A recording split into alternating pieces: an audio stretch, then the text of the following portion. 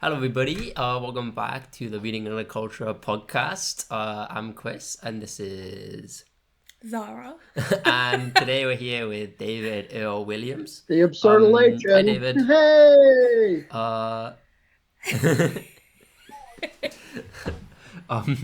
so today we're going to be discussing two of his poems. So yeah, David, would you like to just introduce Okay. yourself for our listeners?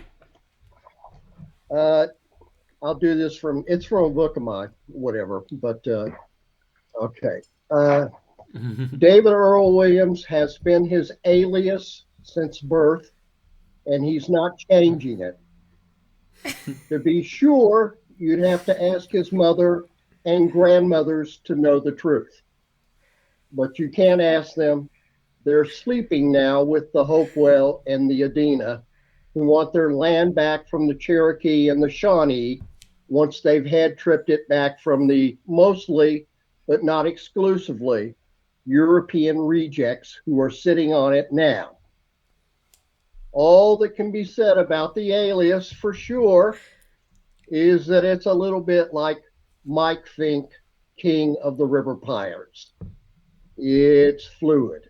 Half water snake, half beaver, half bear, half alligator, half Blevins, half Fife, maybe half Williams, maybe a little bit McCoy. Yes, those McCoys and Bad John Phillips, if you can believe the second cousins thrice removed, and probably you can't. Anyway, his ID is just like everybody else's. It's being made up daily, cut like a suit to fit the dummy wearing it. Or at least it is until somebody cries, bullshit, that doesn't belong to you. You narcissist, you, and makes it stick. But until then, David Earl Williams, he's just like you, dear reader, one of a kind and a representative of millions, the vessel of all their grievances and glories, la dee da, like he came this way, quality stamped and assured, straight from a furious little factory somewhere down around his mother's pelvis, billowing a camouflaging chimera of self protective smoke into the always imminent abyss. Anyway, that's who I am. Amazing. It's a good introduction. I can do more. It's a very good introduction. I can Well, carry I hope on. Oh, absolutely. So I think with all of this, I think probably the best thing to do is to jump right into the poems. Well, I'll So start which with poem would you like to read first? I believe it's the first one that you guys have. I haven't actually seen the print version of the magazine yet, uh, but I'll do the first poem, the shorter one. Yes. Thank you. It's 11 p.m. Wednesday, said some smartass son of a day of the week yesterday. I can't remember which, but give it an hour and it'll be theirs day. Just that soon, he said, and snapped his fingers. As if it didn't belong to you, too, he adds. But you know what they're like. I think it was Endless Bitching Day said it, or some other son of a bitch, bitch, bitch. Well, anyway, she was drunk. Then she fell off the porch into theirs day, head first, after a little throwing up. And that was that. The beer was all gone, and Wednesday was finally truly over. Amazing. Thank you for doing that. Very well read. I hope that made sense. No, it makes sense. I think it makes just the right amount of sense. I guess where I would start is with this kind of an idea in the poem to me is time and who owns time with this kind of theirs day, as if it didn't belong to you too. and the kind of sadness that Wednesday will be over is kind of a central idea in the poem. And so I guess my question is, how does this poem kind of, what does it say about time and about who time belongs to, Wow. if anything? Well, I'm a pretty solid materialist, so you know, and everybody has a makes a claim. I mean, the biggest claim is you just got done with a 10-hour shift at work to pay your bills, and that was their time, not your time. Mm. Okay, so theirs day is somebody's day almost every day. Almost every day is theirs day, whatever. Uh, I mean, if you're I mean, part of that is you don't want to go too far over, like into the like Martyrville or whatever about, this, that, and the other. Part of it is you just have to be an adult and you have to be responsible for yourself and you have to contribute something, or possibly, if it was older days, they would take you out and, you know, leave you on a rock someplace to starve to death and die. But, I, that's it's just theirs day or whatever. You got to pay for it.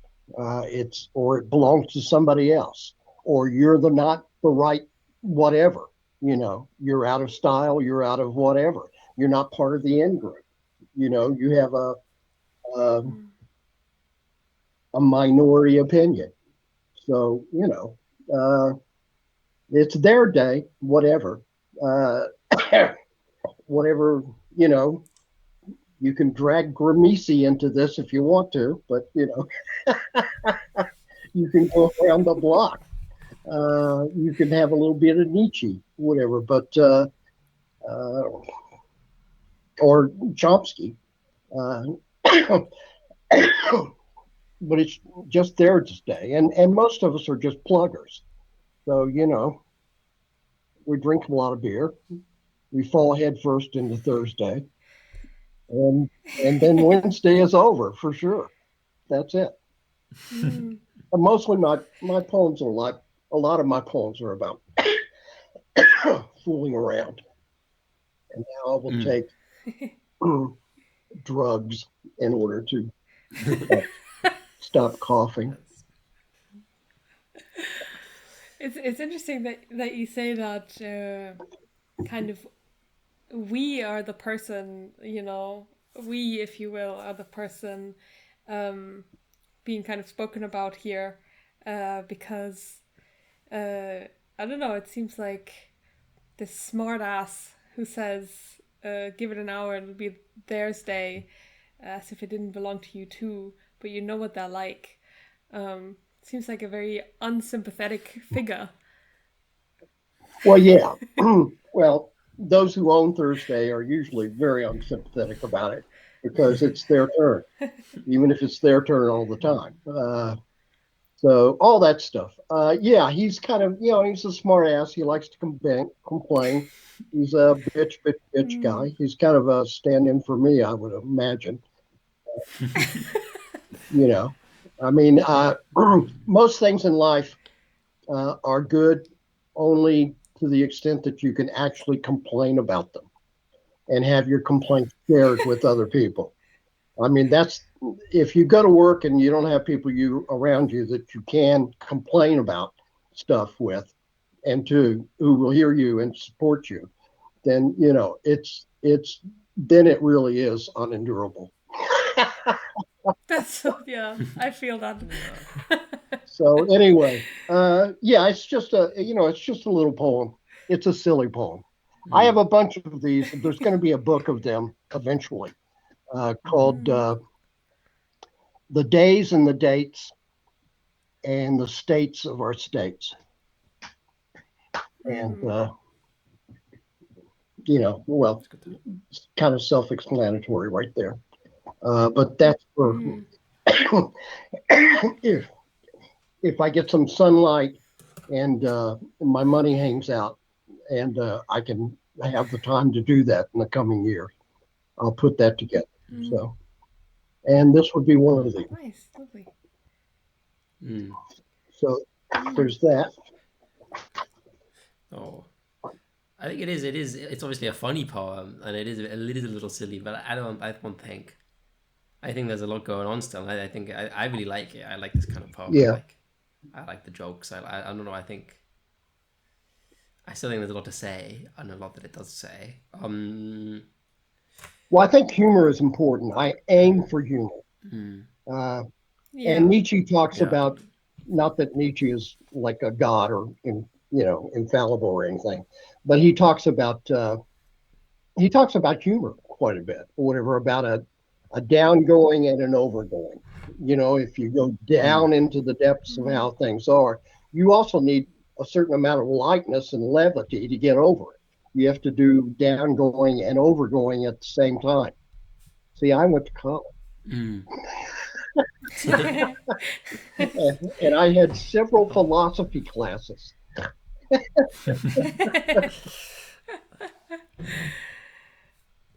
No, I get that.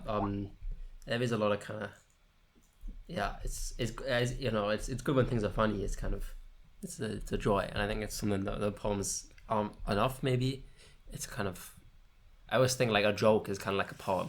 If you think about like a good joke, like a knock joke is not unlike a poem. Yes, I think jokes It's a are kind of existence poems of myself. For yeah. me, a good joke is poem. One, it's got rhythm, it's Hmm. got it's got one, two, three, whatever, and it's got you Totally, know jokes. A decent joke totally. is a very good poem. Mm. Mm. I totally agree with that. I totally agree with that. Mm. Well, some Well, magazines you they said make it very clear that they don't want you to send jokes, whatever. So I always send them something smart alecky if I can. If I'm in the mood for it, I'll send them spam basically, whatever. Anyway, that's. Interesting. more of that in my books. Okay, no, Oh yeah. totally. We Plug. will. So tell us about these books. Oh, okay, yeah, great. Well, this is from a couple of years ago. Everybody lives here one night at a time. It's from Wet Cement Press out in Berkeley, Mm-hmm. California. You can still get Mm-hmm. this. I think $7 or wherever you can get it. It's on sale constantly. Uh, but then you have to pay, or you can download a PDF of it, and they'll charge you for that. Uh, and it's got my wonderful art on the cover. Nice. Nice. That's I good. think That's good. that's a self portrait, whatever. I don't Yeah, I can see the No, similarities. totally. Yeah, Spitting image. definitely. And then there's this. Hmm. Mm-hmm. Uh, Very cool. okay. AI Nice. Yokohama Yankees 12, AI Rio Atlanta Dantes 36 long, 12 inches, mysteriously tied after 9, or the sock puppet melodrama and other anti-Dadaist poems by David Earl Williams, The Absurdist. Now that's from C22 Press. And Mm-hmm. you can download this whole thing for free. It's in the open editions Mm. series that they do. They're an experimental press, which is why they like me.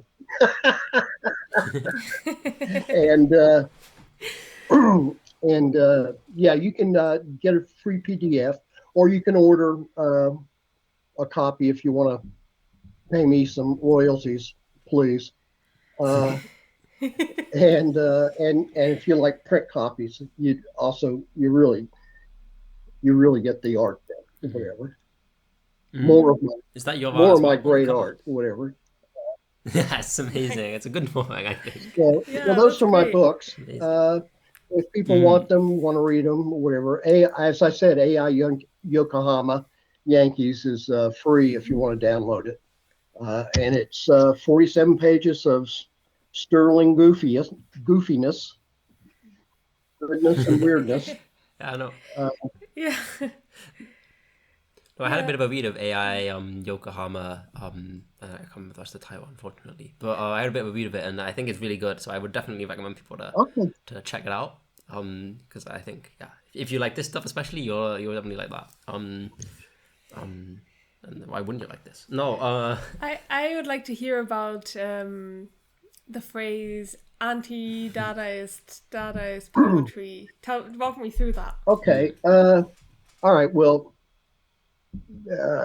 I forget if it was Pibuka or whoever said it or whatever. One of the Dadaists a little bit later on in the movement said, of course, that anti-Dada is Dada too, because it's Dada is just nonsense in response to official nonsense, and when the response to official nonsense, that nonsense becomes elevated, which is kind of where we're at now. Anti-Dada is the response to it, and that's what I am. I'm an anti-Dadaist. I actually like things to make sense, and for us, I believe I'm not a sophist. I believe or a postmodernist entirely. I embrace postmodernism completely in terms of poetry or the arts. I think it's a marvelous tool, and I think it's an old one. It predates postmodernism. It goes back to fairy tales, and it goes back to the folk tales and the earliest kind of stuff that we all did. And it goes back to Mother Goose. I mean, what's more postmodern than Mother Goose? I mean, which got me hooked for good or bad, the whole thing. Hickory Dickory Dock. I'm still not over that, whatever. And I really enjoy that. So, but but I like things to the truth, ultimate truth may be beyond us to achieve, but the effort to get there, to trail as much truth, as hard a truth as you can, or whatever, without flattering yourself. And that's you make mistakes. You just keep peeling things away until you get to the solid thing. It's just in its own way, or whatever. It may not be able to prove itself or whatever. I mean, that's the big philosophical whatever against it, whatever. But that's just lawyering. If you try to tell the truth as best you can, which is what I'm trying to do, in the silliest way possible, whatever, then you get there. Anti-Dada, and I'm an absurdist because I basically I agree with Camus with a lot of stuff, and I grew up, Camus grew up in Algeria or whatever, poor, or whatever, and I grew up in Appalachia, next door to poor, whatever. I mean, I knew a lot of really poor people, and I know what it looks like. And my mother grew up that way, so yeah, it's a little bit absurd, and I'm an Appalachian, even though I haven't lived in the South for 40 years. But that's who I am. I mean, I got imprinted. Not that I can borrow anybody else's scars and wear their skins for mine. That's important. I mean, all this identity stuff, whatever, claiming other people's crap for you, it's just inauthentic. You are finally yourself. Eventually, you become adult and you become responsible for who you are. Not in an idealized world, whatever, where everything is laid out for you and everything is fair and all that stuff, but you are you. I mean, you're not a category. Yeah, I do. You're not 400 million other people. Well, you are, but you aren't.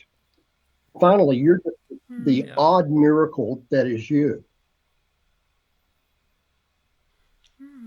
Oh, I really do agree with that. I really do agree with that. And I think there is, I think, interestingly, what you say that, at least from my point of view, I'm certainly no expert, but this rejection of categories is is in of itself kind of postmodernist, is kind of a statement of you can't fit everything into these categories that we have. We need the categories themselves are false, and that is kind of the whole movement here. So I don't think I strongly agree, and I think what you say about truth, I also, even though truth is another category, so we can get into that, but like living in the political times in which we live, it seems like truth is so important because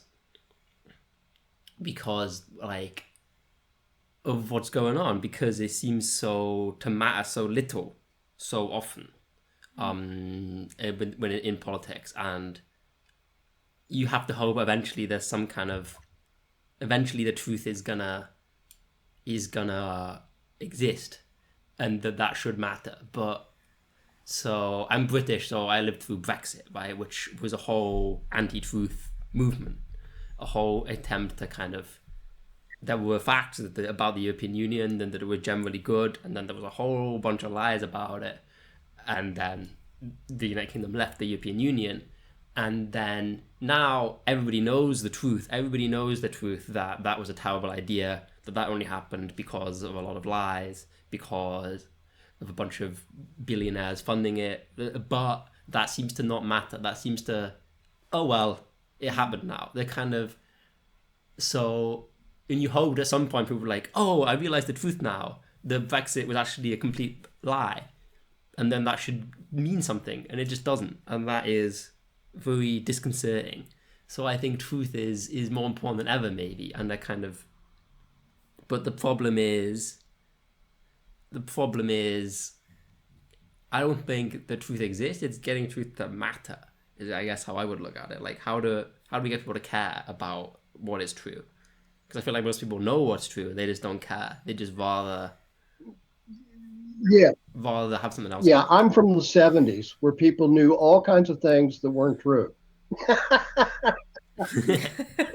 And I'm also from the '60s and the '50s and the '80s and the '90s and the 2000s and the 2010s, when people have over and over again, whatever, almost in acclamation, yelled out stuff that's like a social contagion that they knew was true, that it's not.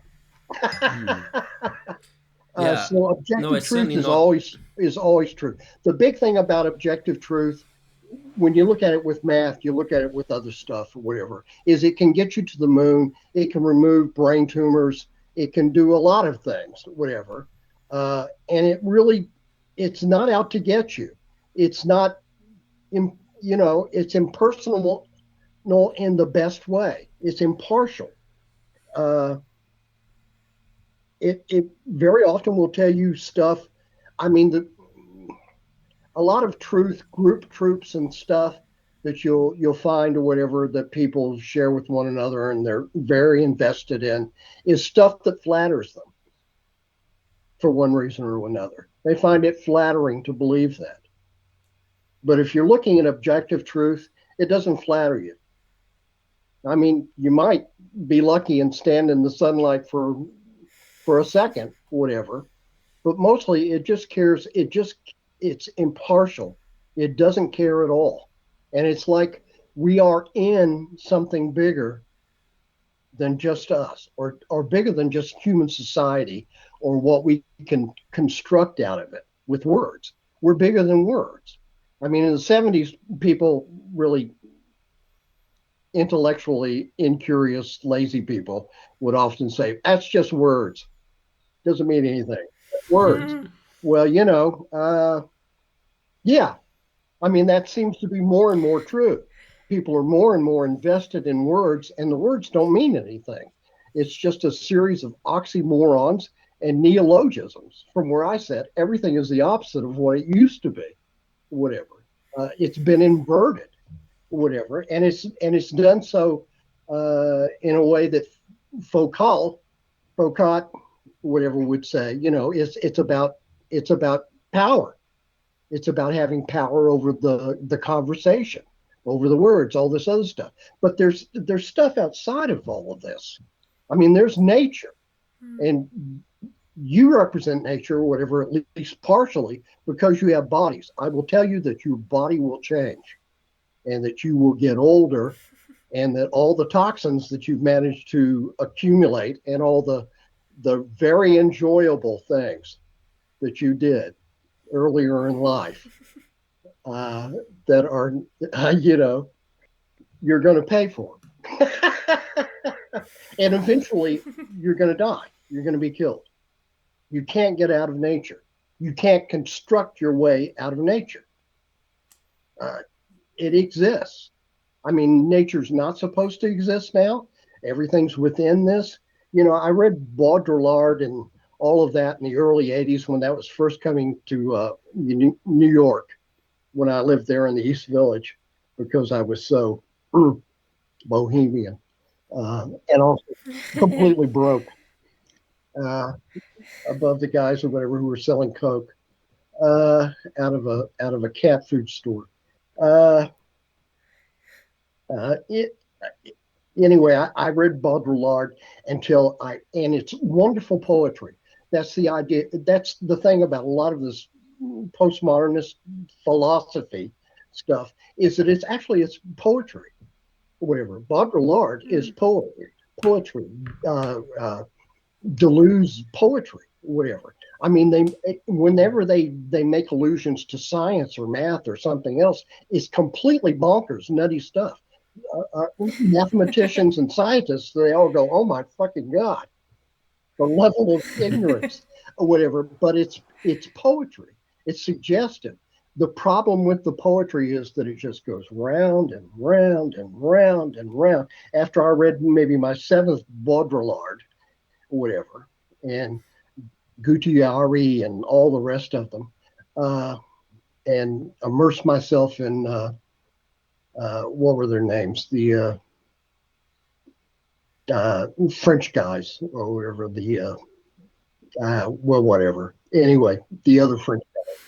Uh, you know, The other I French guy. felt like I was in an airless room and I was suffocating because there's no way to get out of Mm.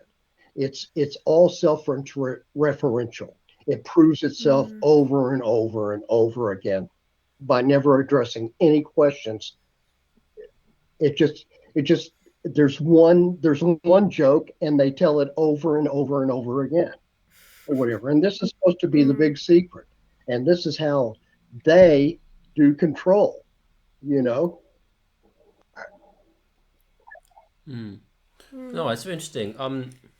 So you say with your poems you're trying to have truth, and I suppose maybe you're trying to refer to something that is outside of this system, right? If everything within the system is self-referential, is the point then to kind of escape that, reference something Well, outside of this? And I guess my question is, what truth are you trying to communicate? Is that something that you could talk about, or is it just the poem is the poem and that's the truth that there well, is? Is I guess my I think question. my Can poems, you at just least I elaborate more? try and hold a mirror up to that unnatural Mm-hmm. aspect.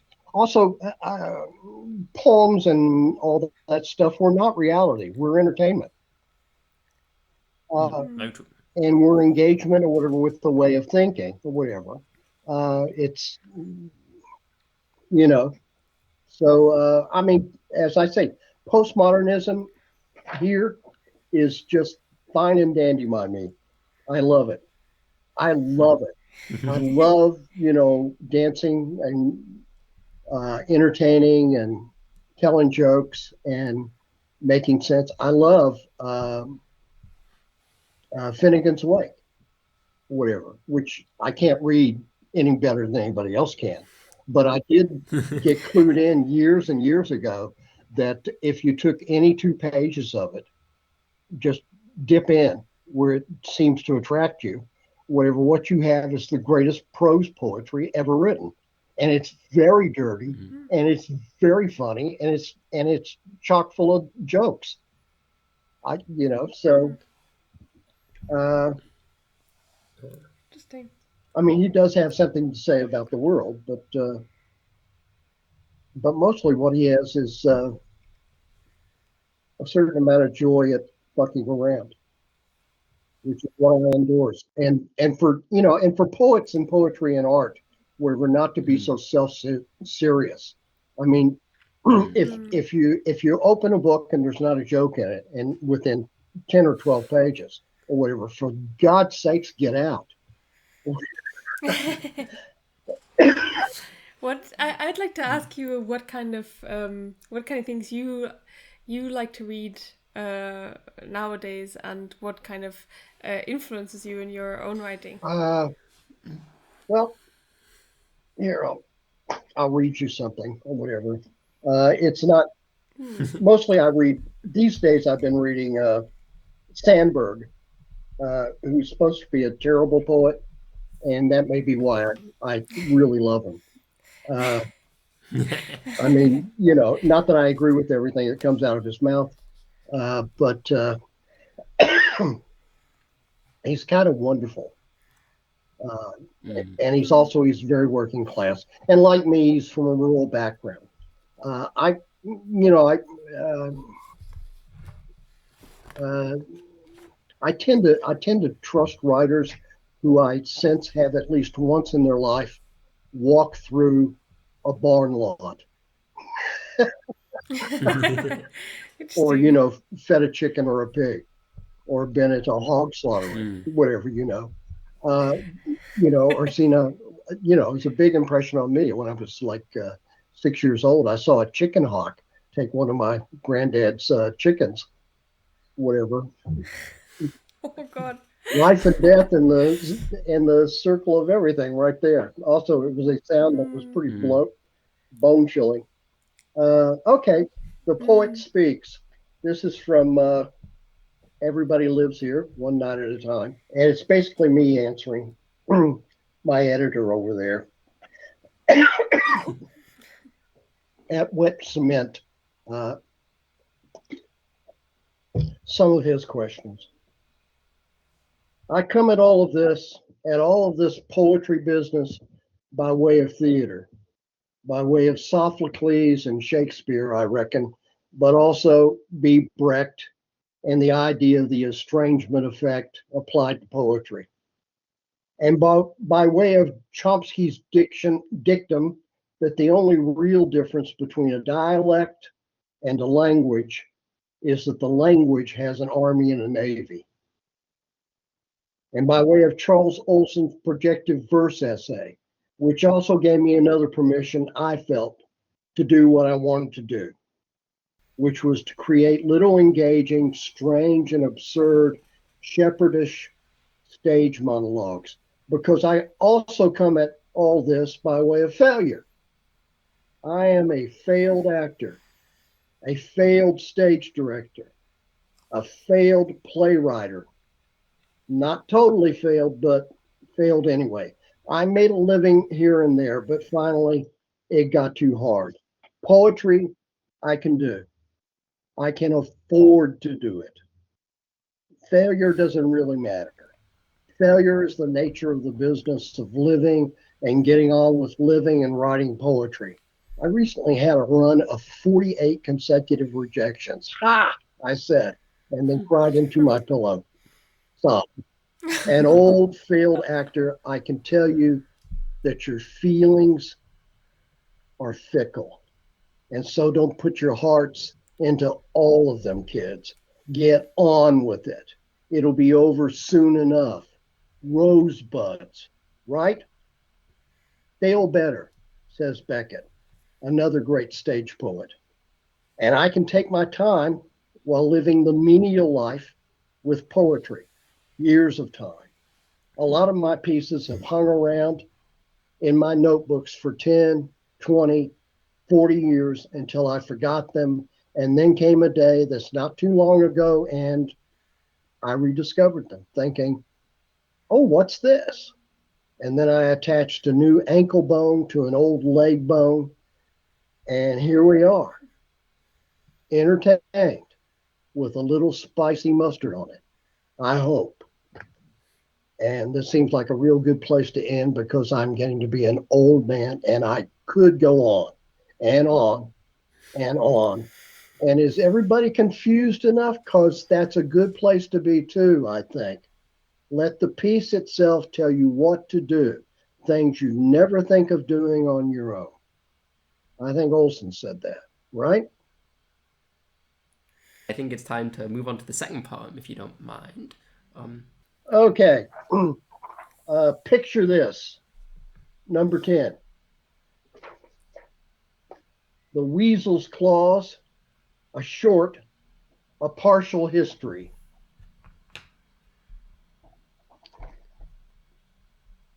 And there was that time, as usual, when Louis Farrakhan was selling 100% Colombian caffeinated coffee, and David Duke was selling 100% Colombian decaf coffee, as usual.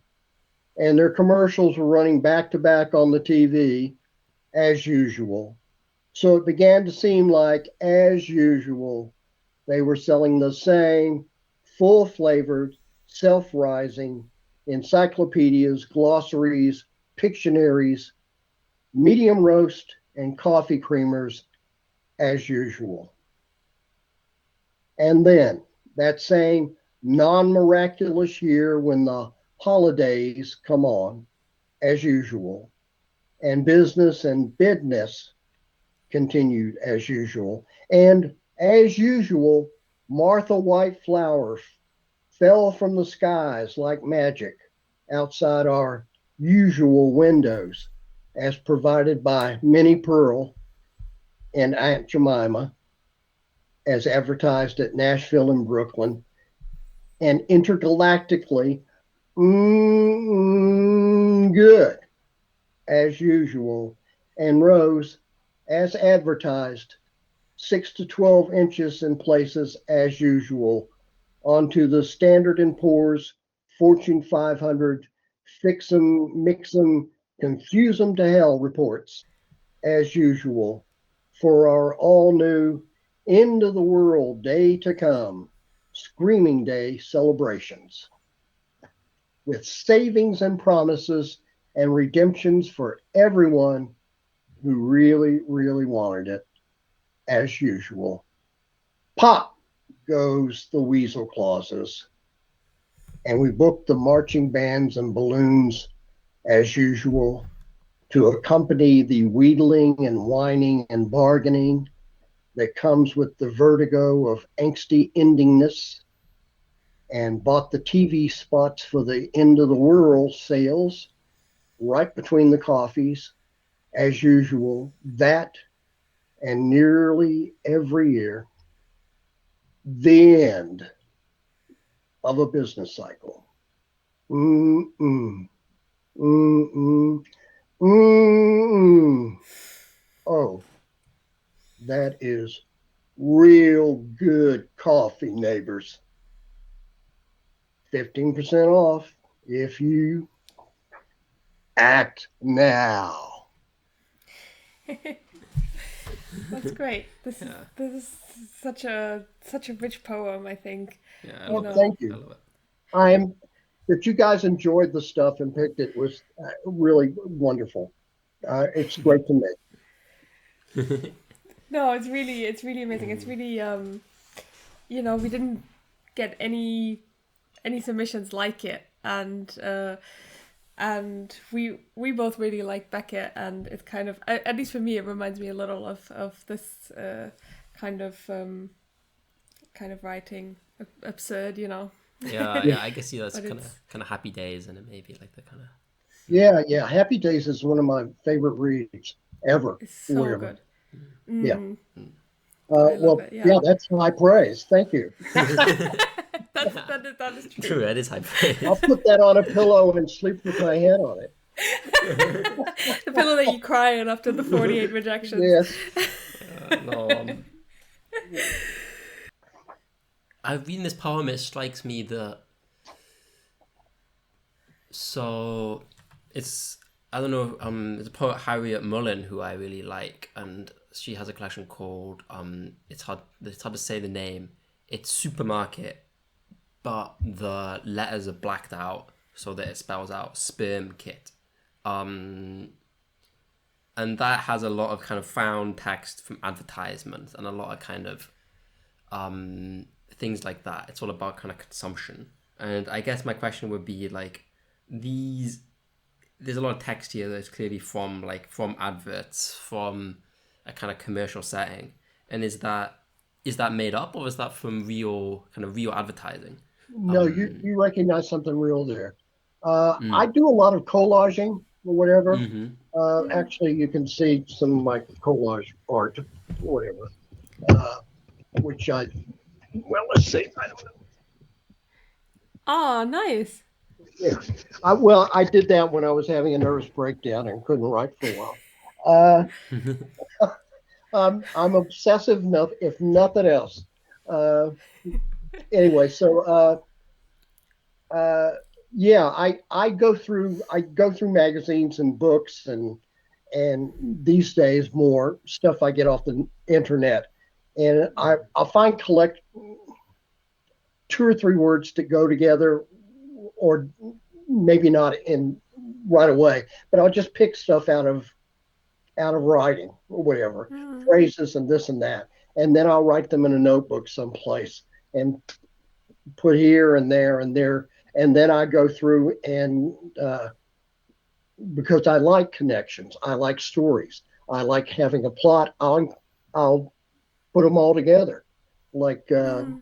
like putting popcorn on, like sewing it together and putting it on the tree, whatever. That's what I basically do. It's a lot of collage work, and it also allows me. I've always written, but right up until my 40, 45, I was so fucking serious, whatever, about every, and I got in my way. And I mean, occasionally I wrote some good things. Uh, uh, I have a couple of small 10-minute, 12-minute plays, which are not bad. Uh, they're basically long poems. But anyway, you know, uh, I decided to stop trying to do all this. Also, I decided to try and be happy, whatever, Mm. and to put my bizarre sense of humor into my poetry finally, or to my writing, and just let it go and stop worrying about being good and having a career and doing all this other stuff. And the moment I stopped giving a fuck, I mean, I began to write a lot of stuff that I thought was fun. I have no idea. I had no idea at the time if anybody else would be, but I started sending. After a while, I got enough stuff, and I started sending out. And you know, I mean, I've had two chapbooks published, and both times I did not send out to chapbook stuff. These people got a few of my poems a couple of times and wrote me out of the clear Mm. blue sky and said, "Would you like to put a book together?" And I was Mm. like, "You love me? Oh yeah, yes, I'll do anything. Do you want me to come over and sit by you? I'll sit by your feet. Uh, sure, yeah. I'm just like everybody else out there. We just want a little attention, a little praise, or whatever. And anyway, I'm just glad that as few people as read these, that maybe they find a little bit of an audience, and that Mm. it's what I'm good for. I mean, I may not be good for a lot, but this is what I'm good for. And anyway, so yeah, I keep notebooks of stuff. I write stuff down, whatever, just little phrases and stuff or whatever. I put together this, that, and the other, and I make up stuff.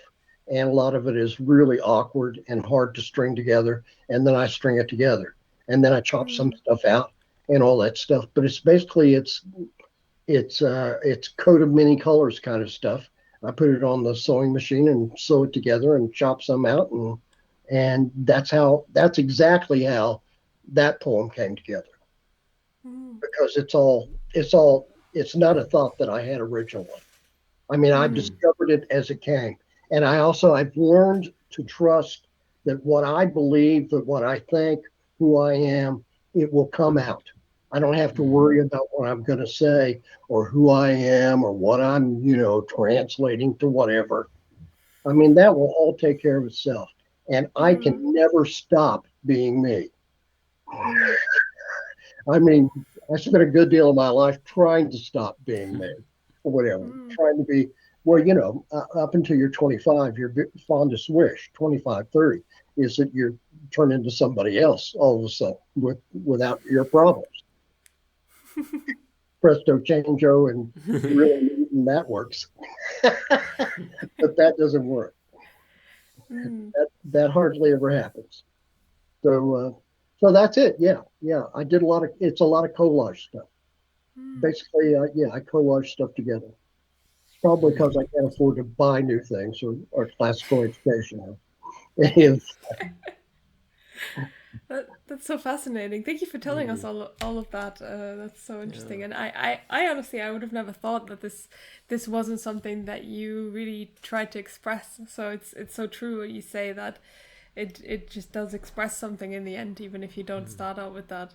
mm, you trust yourself, trust your sense of humor, Mm. and mm, the less pretentious you are. Also, I made an effort when I was 45 and I started redoing stuff again a little bit later or whatever, writing, to be as dumb as I possibly could, to That's a good write as instinct. stupidly as I possibly could, whatever, because that's also it's very entertaining.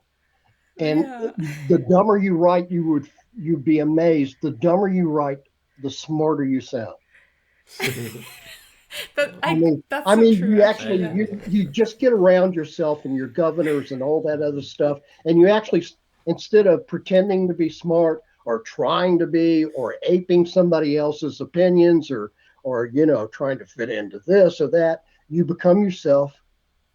You become Mm. yourself, who you are walking around the house, wherever when you go to meet the family on vacation or whatever, that kind of stuff. You become who you actually are whatever. Mm. And your own sense of humor, your own stuff, which let's face it, most of us we're practically cretins of like 80% of the time anyway. So I mean you eat, you bathe, you sit on the toilet, you do stuff. You know. I I sit and look at the goddamn computer too much. I put my headphones in. I have my headphones in so much I don't realize I have my headphones on. So, you know. mm, totally. Uh, anyway, yeah, yeah, just Mm, yeah, try. I would my recommendation, if any writers out there care about it, is uh, allow yourself to be funny and allow yourself to write as stupidly as you possibly can. Mm. You'll find out that that's going to be the smartest stuff you've ever written. That's fascinating. That's so interesting. But then again, it works for me because I'm extraordinary. It may not work for Yeah, you. yeah, probably. no, That's probably it. exactly. It's You're exactly. just so clever that even your dumbest No, is super clever. no, but no, I do Anyway, think humor is an underused tool by writers yes, generally, and certainly by poets. Yes, buy the chapbooks. Buy the chapbooks, people. yeah. If anybody wants to follow my stuff or David Earl Williams poetry, just Google me, David Earl Williams poetry. You can find Mm. links to my stuff and to me and all that crap or whatever. I guess I would. You both, Zara, you expressed an idea that this poem like communicates something like an idea, uh, and I just, what do you see as that idea? Would be my question for you.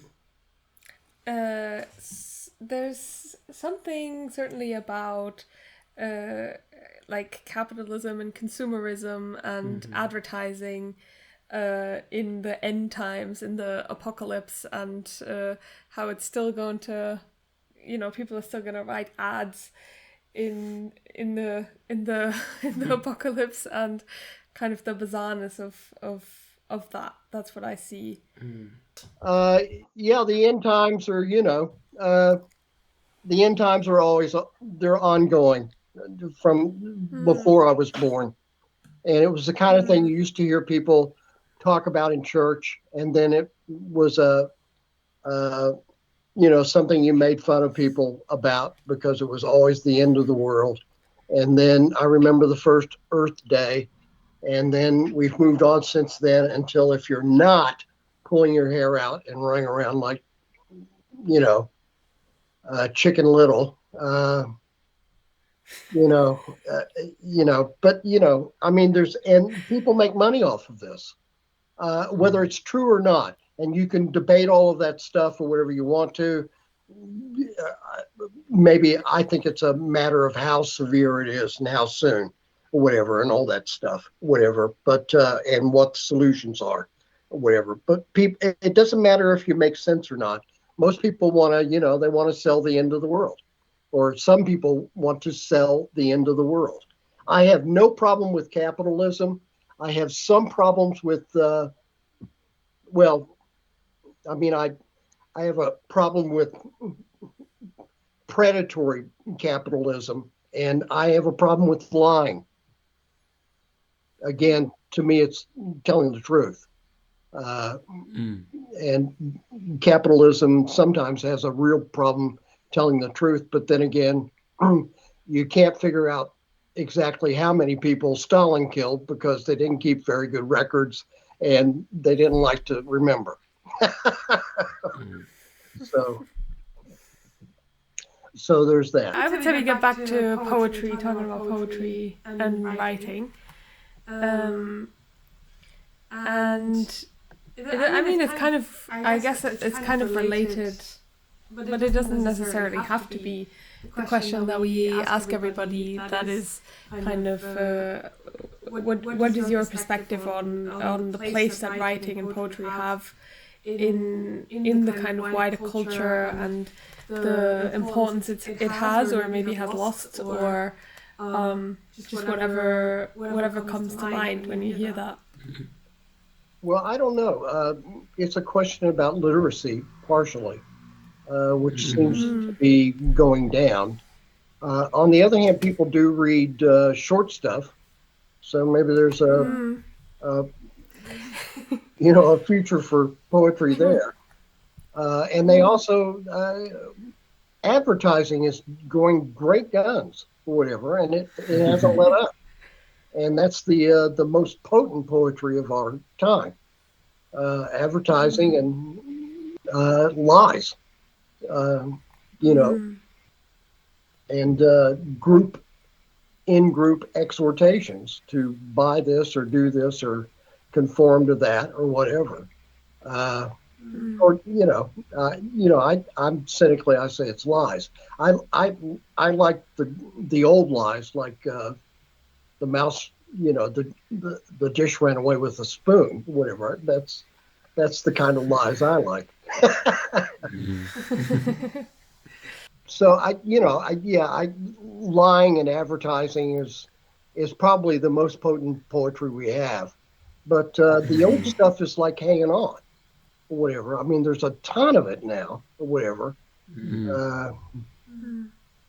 It's the problem is that so much of it is identical to the other stuff, and particularly to me, you'll have to forgive me. I'm an old guy, but all the identity stuff. I read the book, I get 3 poems into it or whatever, and I know what it's going to be the rest of the way through. I mean, there's no surprise. And people do have their own individual, and it's not that I'm against anybody having an identity. You can't avoid having one, whatever. But as it, where you have to represent and do all this other stuff and be whatever, or you have to be part of this oppressed class or that oppressed class, or you have to make up for not being oppressed, or, all this other stuff. It's inauthentic, is how I feel. Most of it is inauthentic. And do you think authenticity is a good thing in poetry? Yes. Authenticity and telling authentic lies.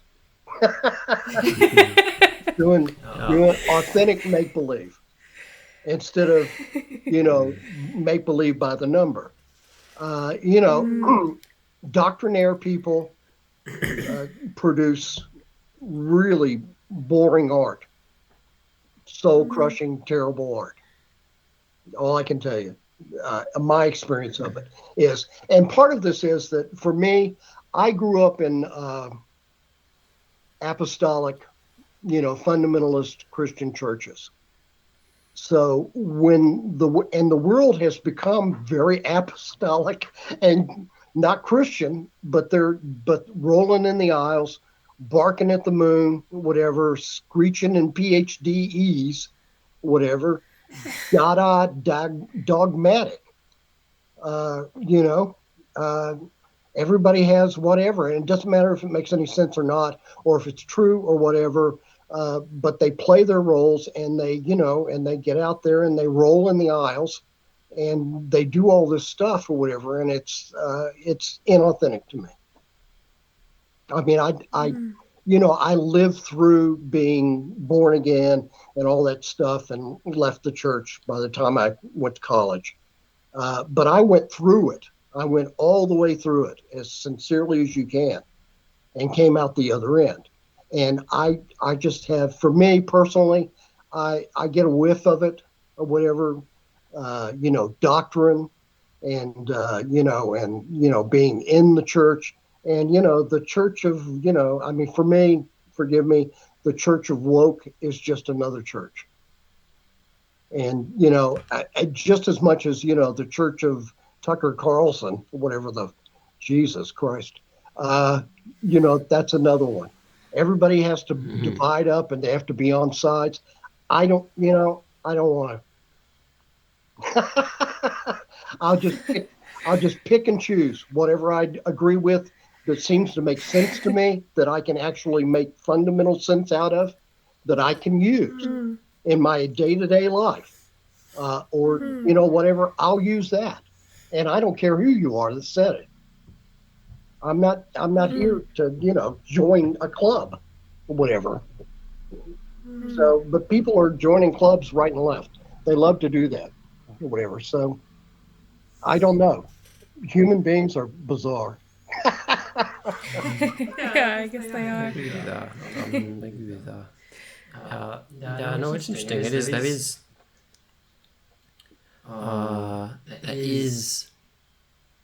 I think, especially, I think our society, and especially kind of the market, is so good at turning all identities into consumer identities, right? Into turning any group of people into a group of consumers. So any kind of, even kind of anti-consumerist, that is then a consumer identity, and you'll buy specific products, and like this is kind of what modern society is kind of all about, is they track everything we do, and then they can sort us into very specific consumer categories. And I do think that is a kind of general cultural trend right now. But I have to say that I don't think that there's much of an equivalence, in my opinion, between the woke people on university campuses and people like Tucker Carlson. For me, like, one of these groups of people is running the United States and starting wars and doing awful, inconceivably terrible things. And the other group is, I guess, kind of being a bit annoying, or like kind of being rude on Twitter. Like, it's not really a fair comparison, is I guess what I would say. Like, one of these groups is clearly has all the power right now. So to kind of talk like, well, there's these woke people and then there's Tucker Carlson, it's kind of like, no. Tucker Carlson is so much more important, so much more, and this woke stuff is just, it's not really, it's a distraction from what's really going on, is I guess what I would say.